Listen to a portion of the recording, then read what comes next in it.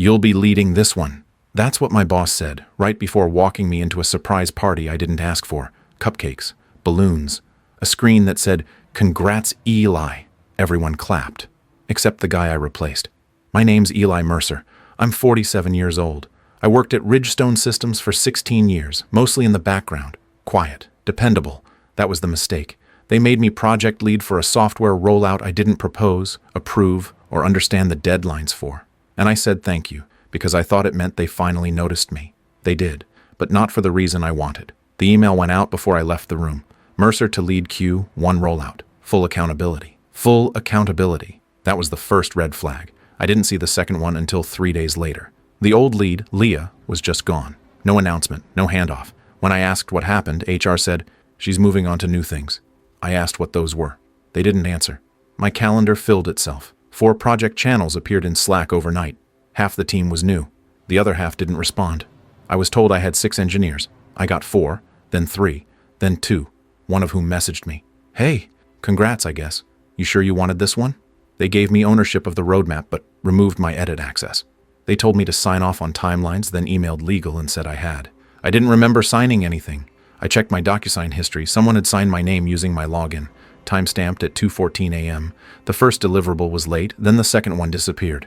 Then I found out the deployment server had been downgraded 48 hours before launch. No ticket, no changelog, no alert, just sabotage. Neatly done. The product failed before it shipped. Clients complained. The CTO stopped answering my calls. I pulled up my Jira history. Someone had created a rollback ticket under my account, assigned to me, priority, critical, filed 1 day before I was promoted. I sat at my desk, watching the system crack from inside. Slack lit up, threads I wasn't tagged in, emails forwarded without context. And then the final one came in. Urgent review meeting, HR plus legal, 10 a.m. tomorrow. No subject line, no agenda, just my name in bold, and a smiley face emoji. The 10 a.m. meeting got pushed to 10:30, then 10:45, then canceled. No explanation. When I asked why, HR said, "Oh, thought it was just a check-in." It wasn't. The dev environment I was using got locked. No warning. When I opened the console, I got a message. Access revoked. Contact admin. I was the admin. I pinged infrastructure. They replied 40 minutes later. "We were told you stepped down from lead." Redirected access to Greg. I didn't know who Greg was. When I asked my manager, he said, "Oh yeah, Greg's just there to support you, don't worry." I didn't reply. The stand-up went silent after I joined. Cameras off, muted mics, every face looking somewhere else. I ran the meeting for 7 minutes before I said, "Is there anything you need from me?" Someone coughed, then the call ended.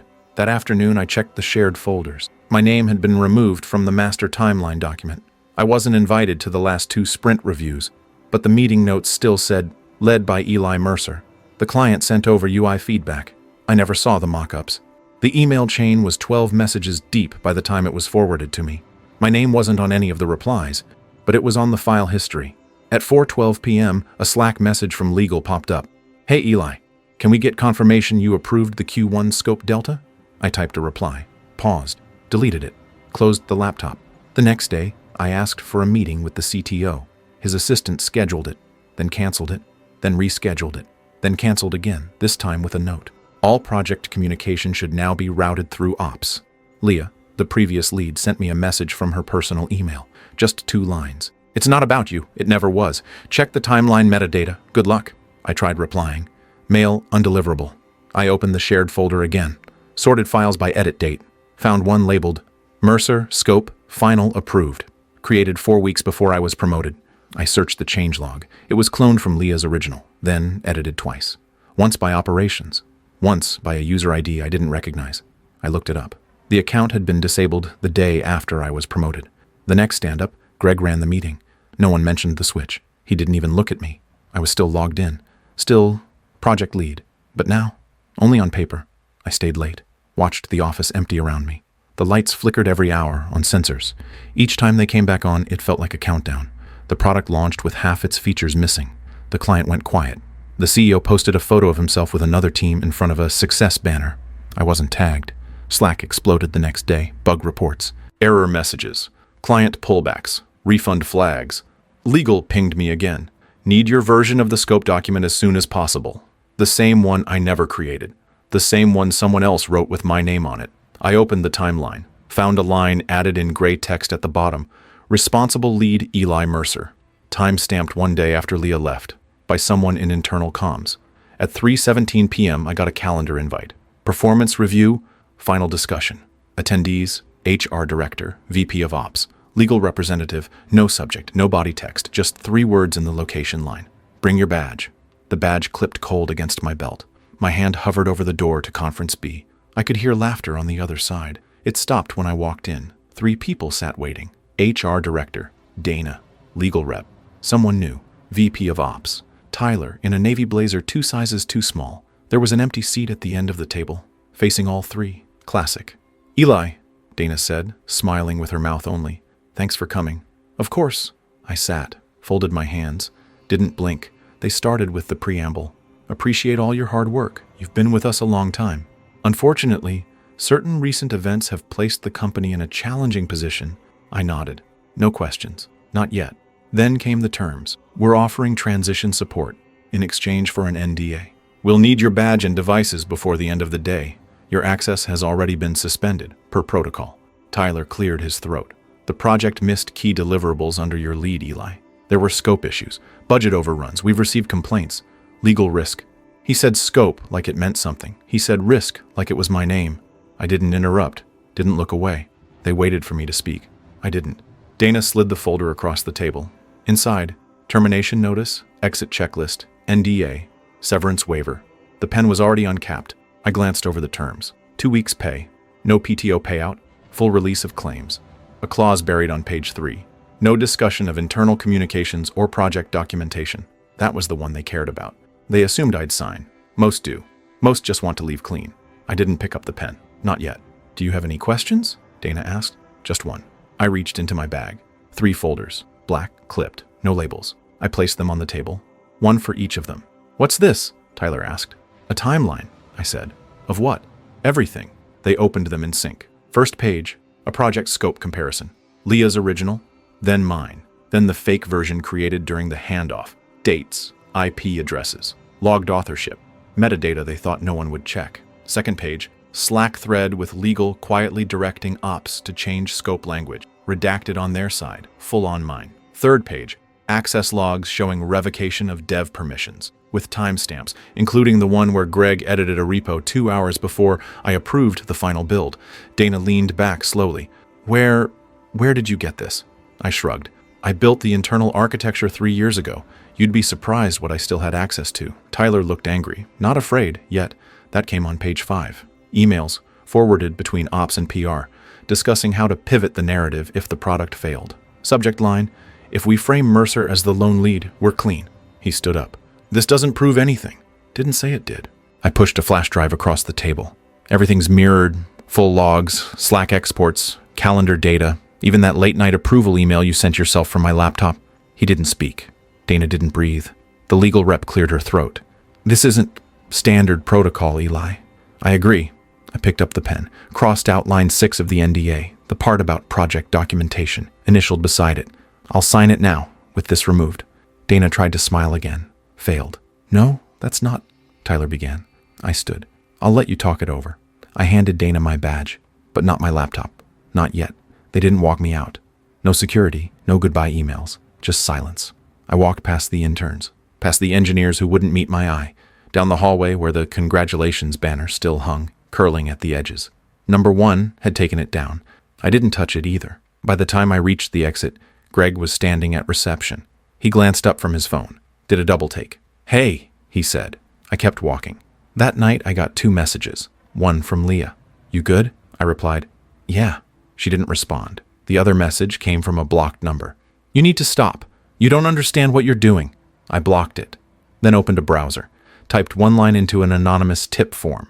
Internal project sabotage led to a fraudulent rollout. Asked for the original scope. Attached 1 document, clicked send, no revenge, no shouting, just facts, just silence, just enough. They didn't ruin me in a day. It took 16 years, emails, late nights, quiet favors, forgetting to say thank you.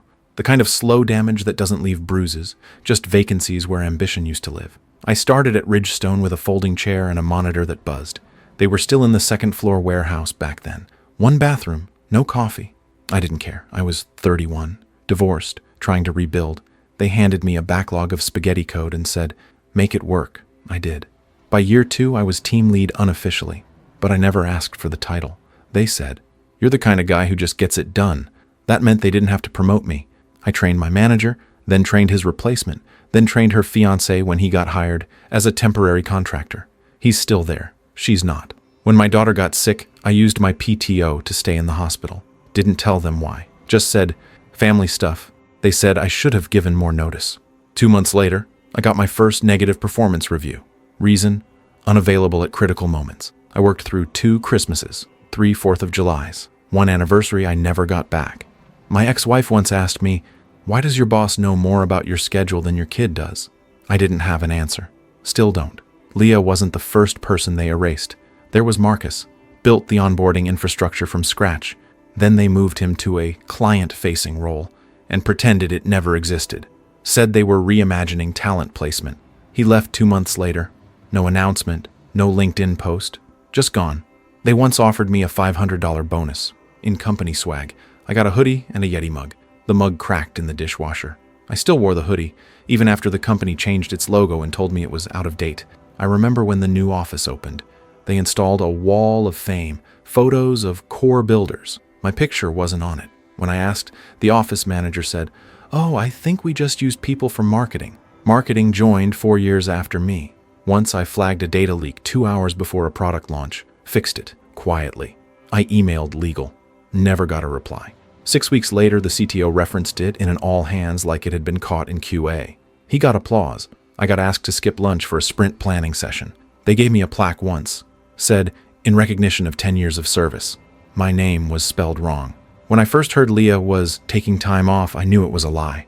She was too careful, too consistent, too much like me. I sent her a message. "Let me know if you want to talk." She never responded. Not until after I was gone. I stayed because I thought eventually they'd see. That loyalty would mean something. That if I worked hard enough, long enough, quiet enough, they'd reward it. I was wrong. They didn't forget me. They remembered me when they needed a shield, a name, a placeholder, a fall guy with history, someone whose reputation looked strong enough to absorb a hit, someone who wouldn't scream, someone who'd leave without burning the building down. They were almost right.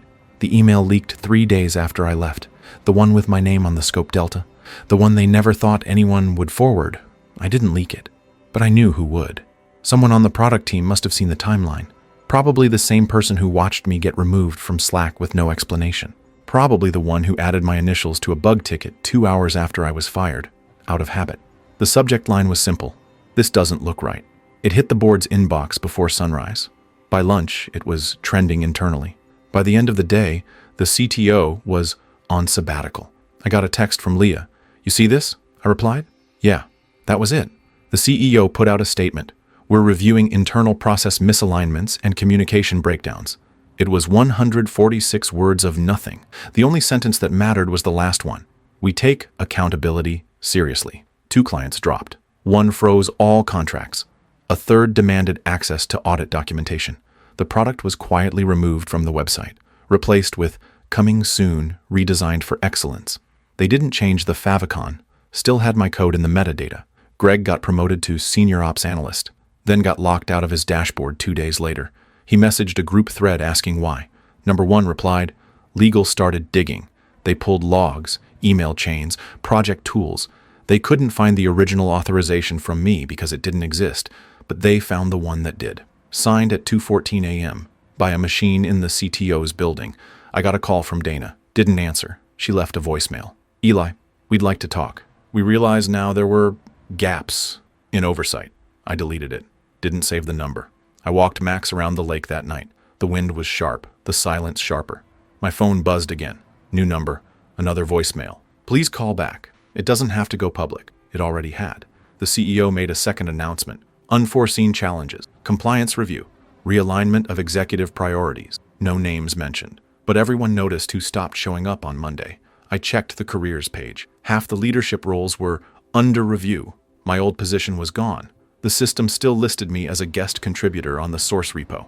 They never revoked that access. I logged in, scrolled to the footer code, and commented 1 line. Then I logged out for the last time. They tried to pivot, new branding, a podcast, 3 interns making TikTok, but the name didn't carry weight anymore. because now it was connected to a product failure with a paper trail, one stamped with a name they tried to erase. I didn't gloat, didn't post, didn't reach out.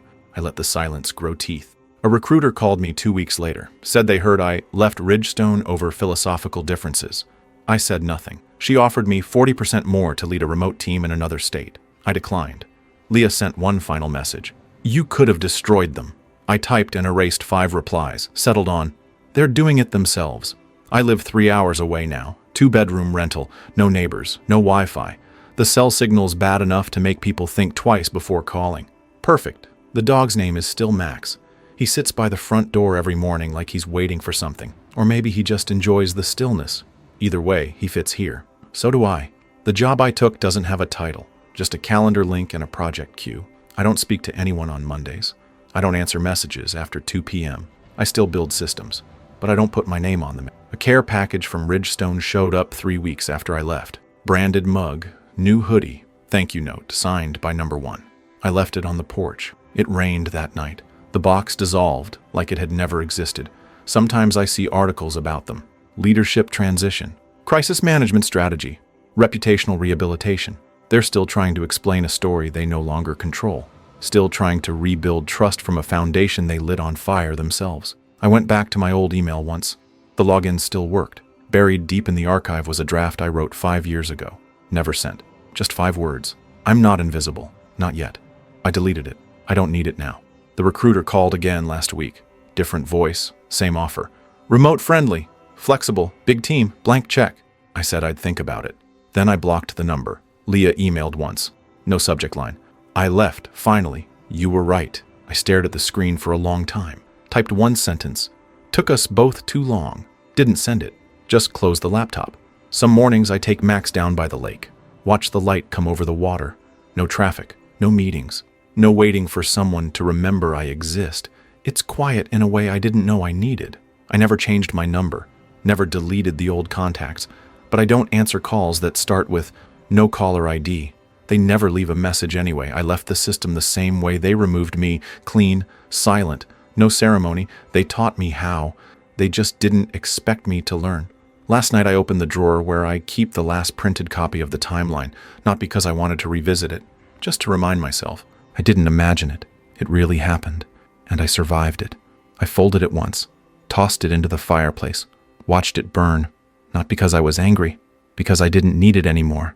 They still think I disappeared, that I got bitter, that I broke. They're wrong. I just stopped letting them use my silence as a signature. That's all for this story. I'll be back with another one. If you haven't already, please consider subscribing to the channel. It motivates me to create more content like this.